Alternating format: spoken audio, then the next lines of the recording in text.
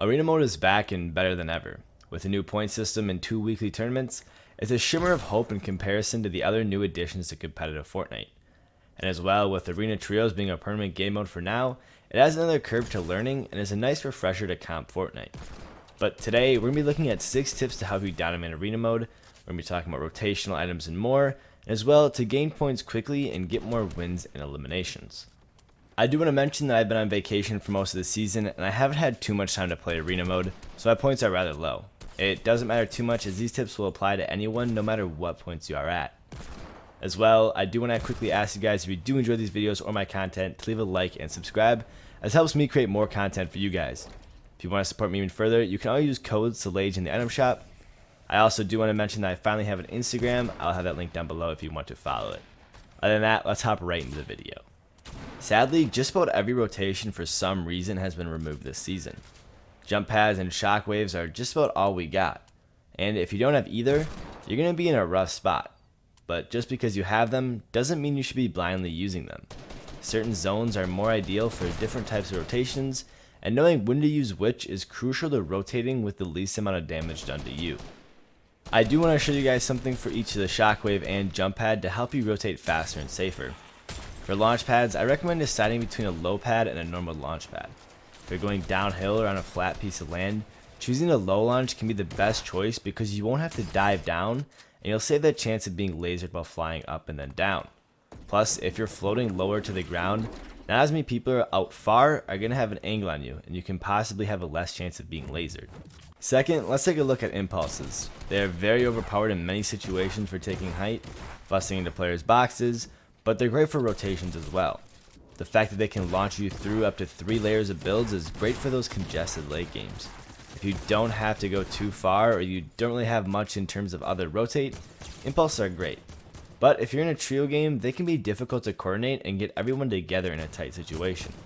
But luckily there is a rather easy way to launch your entire trio and it doesn't take too much time to set up. All you have to do is set up an edited cone, and for some reason it's more consistent with a cone rather than a ramp. And you can do this with or without cover above you. I typically place a cone just to make sure that I won't get shot from above. Make sure the other 2 players you're launching with are W keying into you, and you'll be all sent in the same direction. It works very consistently. It can make sure that you don't get sent in different directions and scuff your entire game. Now I know many of you are not at 0 arena points anymore, but you may still not be in Champions League yet. Regardless, I recommend W keying until you hit a point where picking up kills is not as easy for you and you can't make endgame playing super aggressive. This is where the skill-based matchmaking really kicks in, and from here you have to start playing smarter and playing for endgame a little bit more seriously. W keying in the beginning will get you past all the bots and put you at a level of play that should be what your level of skill is. You can still play aggressive, and I recommend to, but don't play aggressive to the point where you're just mindlessly W keying. You have to play smart enough to make it to an endgame healthy enough and with enough mats and rotation, because even at the points that I was at, which wasn't too high, there were still a lot of people that were playing for endgame, and you can easily get all your kills then, and since everyone still might not be the best, I found myself getting plenty of kills in the endgame to make up for playing more passive during the early game. And that's how customs and tournaments usually are. Players want placement points, and they're going to try to stay alive for as long as possible to get them. And just like customs and tournaments, a lot of your kills will end up coming from the endgame. But once you do hit that skill level, you have to start playing smarter, of course. Fortnite is a game that takes a lot of brain power. From building, editing, and aiming, there's a lot that you need to decide. And those decisions have to be made quickly. And they have to be the right decision. If you don't, then your opponent is going to be able to make that choice, and since you had a stalemate between those 2 thoughts in your head, your opponent is going to win in those situations. There's going to be those situations where you have no idea what the right option is, and you may end up making the wrong decision, but that's not a bad thing. When you fail and mess up, you learn something. When you succeed, you don't gain as much. I hate losing as much as the next person, but at the very least, learning from your death is the most you can get out of it. I personally watch all the tournaments and a lot of pro scrims. Both help me see how all the best players play and how they handle situations, which can help reduce how much I do end up losing because I can see exactly what I need to be doing in a lot of situations. And one thing that I do want to mention is that you never see these players do anything that crazy. Yes, a lot of them are mechanically gifted, and I have no doubt that they could do any sort of retake you see in a creative montage, or 1v3 most players. But when you're going up against those who are just as good and those who are better, it sometimes is nearly impossible. And instead of trying to make those crazy plays, they play simpler and more safe. And by keeping a level-headed mind, they know when and what to do when they're making their plays. They're smart and they're calculated to make sure that if there is money on the line, they can act in the same way. Now, if you do want to improve, which I would assume you would since you're playing a more competitive game mode, is once you hit those higher skill level games where mindlessly W keying puts you in a bad spot, is to keep playing aggressive, but smartly. These players are going to be good, of course, and in Arena you typically get rather aggressive players.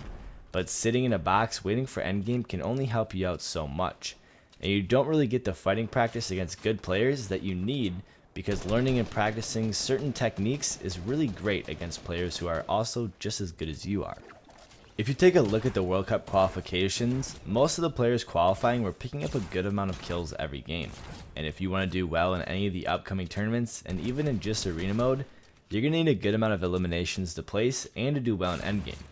Because when your maximum amount of mats is 1500, you can't make it through all the zones without eventually running out if you're not picking up any eliminations, even if you do have a bunch of rotation items such as shockwaves and jump pads.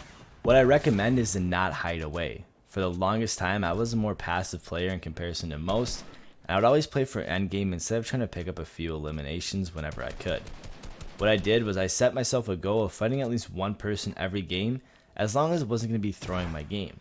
Searching for players who are at a disadvantage, like third partying a fight or catching someone off guard and taking them 3 to 4 times before they can even react, can set you up to win a fight easily. At the same time, if any of this happens to you, it can help practice your defensive tactics and as well defensive building. This can also help with learning to disengage, another problem that I would always struggle to decide upon, as a lot of the time I would spend all my mats, ammo, and utilities, and I wouldn't even walk out with a kill. And I would always keep pushing even when there's someone pushing in who's full health and have everything you need to clean up 2 weak players. But what's worse, losing some mats and ammo that you can always farm or loot more of, or completely losing a game. In a normal arena match, it may not matter that much, and you can always re-queue and get back into a normal match, but in a tournament setting, losing out on a game or dying early in an easy lobby can make you miss out on some of the easiest points to place. Epic loves to introduce broken items, and using them to your advantage is important. If they're in arena mode, that means they're going to be used both in tournaments, and learning how to use and abuse them in game is important.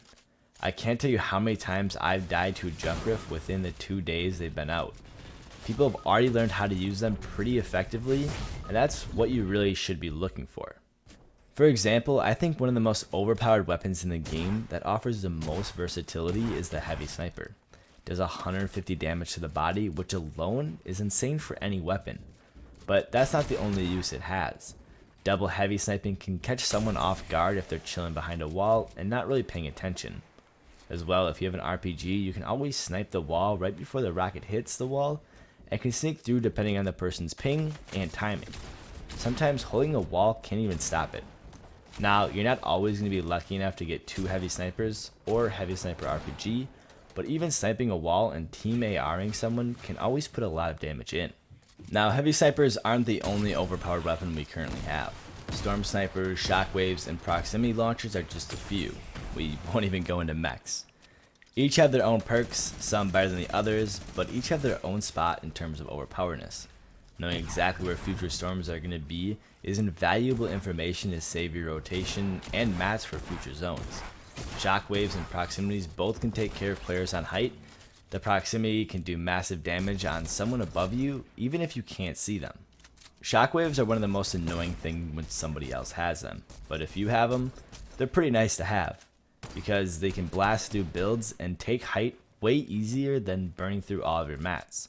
You can also knock builds out and take height down without even having to shoot them out. Trying to learn and figure out how to use these new weapons, or weapons that have been out for a while, and how they can be used in new and unique ways is important. As much as I hate mechs and some of the changes this season in terms of rotation availability, I have to say arena mode feels better in terms of point and player distribution. When I'm playing with friends in Champions League in comparison to me, where I'm still catching up on points, I've noticed it's night and day in terms of player skill, and I think they did a really great job tweaking it. Hopefully you are enjoying it somewhat in quite a struggling time in terms of competitive Fortnite. Anyways, thank you guys for watching today's video. Hopefully you did all enjoy it. And if you do, don't forget to follow me over on Twitch as I stream on there quite often. As well, don't forget to follow me on Twitter and Instagram. I post clips of my gameplay, sneak teasers of my maps, and all of that. All three will be linked down in the description. As well, don't forget to like and subscribe for more future tips, tricks, and tutorials. If you want some more right away, check out the playlist and videos on screen right now for some great ways to elevate your game. Other than that, thank you guys all for watching, and I'll see you all in the next one.